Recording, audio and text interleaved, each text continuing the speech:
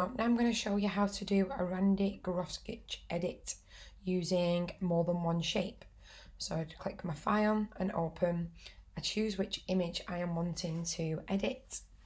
From here, I start to unlock my layer of my background so I can edit that.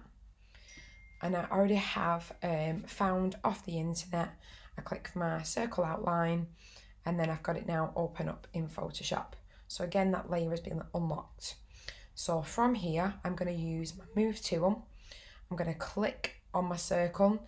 I'm going to move it to the appropriate layer that I want it to be on. And then obviously now it's too big. So I need to change the size of it, which is by doing your edit, transform and scale.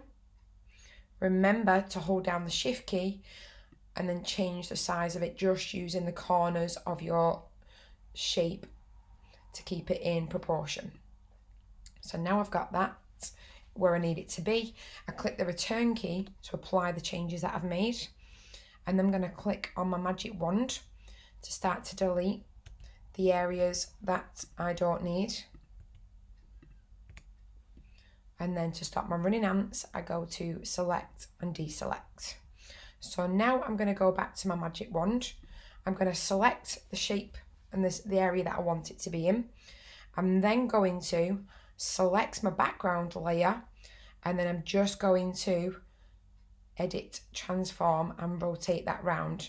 So now I'm going to rotate that round 180 degrees.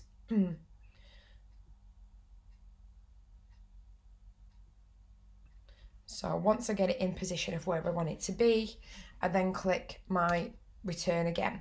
So now I've still got my running ants on there. I'm going to change the levels on this one now with going to image, adjustments and levels. I'm going to change some of it up to kind of like intensify some of those more, or even change it so it goes a lot brighter. So we'll go for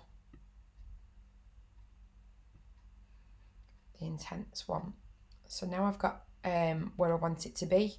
I click my select and deselect, and then I use my move tool, click back on the layer of the shape, and all I'm going to do is move it over to the side.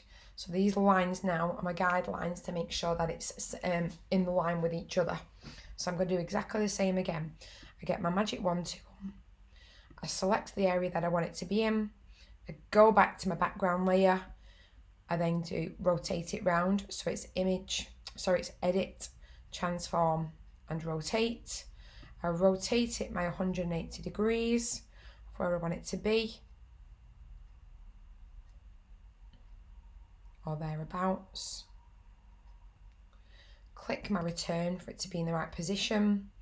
I click my image, adjustments and levels again. I play around then with trying to make it similar process to the first edit I've just done.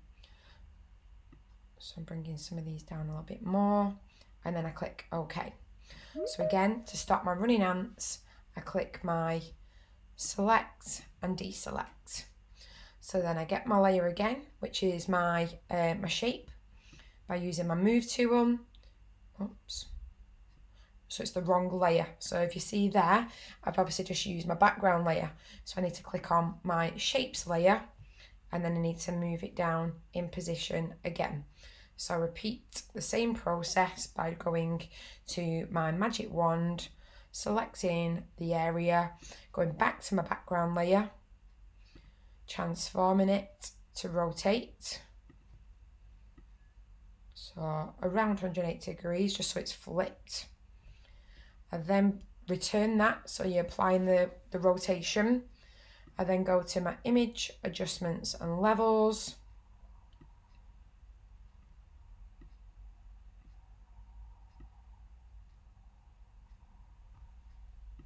And make sure it's a similar setup to the first two. So when I want it to be there, I'll click my OK, and then I click my select and deselect. Using my move tool, I move my shape now over to where I want it to be, and repeat the process.